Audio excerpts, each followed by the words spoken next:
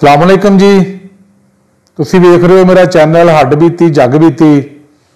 अज मैं तुहानूं गल सुनावांगा अपने वालदे मोहतरम दी।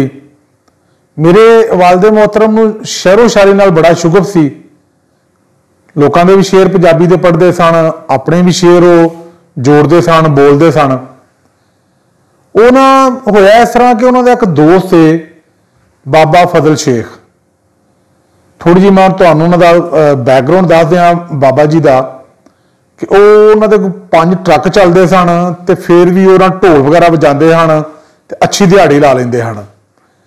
होया इस तरह कि एक जगह ते इकट्ठे हो गए मेरे वालद साहब भी, शेख साहब भी। वालद साहब उन्होंने उत्थे यारां सज्जना मित्रां नूं, बेलियां नूं शेर सुना रहे हैं।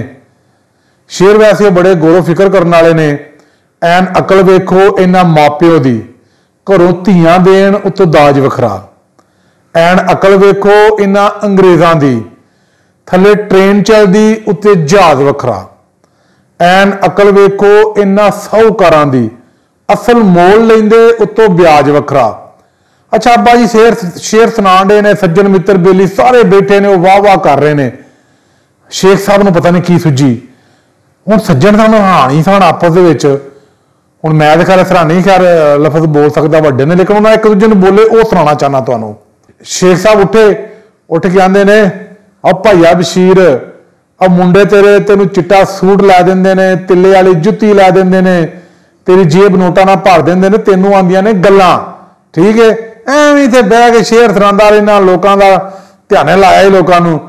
अब्बा जी आंदे ने खलो जा भाई, शेख साहब खलो जो, तुहाडा भी वाण वटिया जाएगा अज।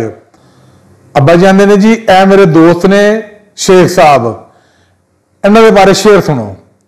आंदे ने एन अकल वेखो बाबे फजल शेख वाली, 5 ट्रक चलदे 6वां ढोल वखरा। जदों ना इन्ना शेर सुनाया उत्थे भंगड़े पै गए, लला लला पै गई, सज्जन मित्र इकट्ठे होए हैं। तुहानूं पता फिर कौन किहदी सुनदा जे। सारे फिर बाबे शेख दे दुआले, बाबा शेख बेचारा सज्जे खब्बे वेख के मेरे नाल हो की गया। एक बड़ी खूबसूरत याद है जी।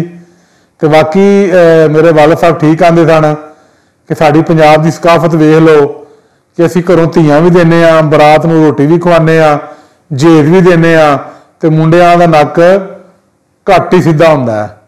ते शाद रवो जी, आबाद रवो, कोशिश करो एक दूजे की इज्जत करो, एक दूजे का मान रखो। बहुत शुक्रिया जी।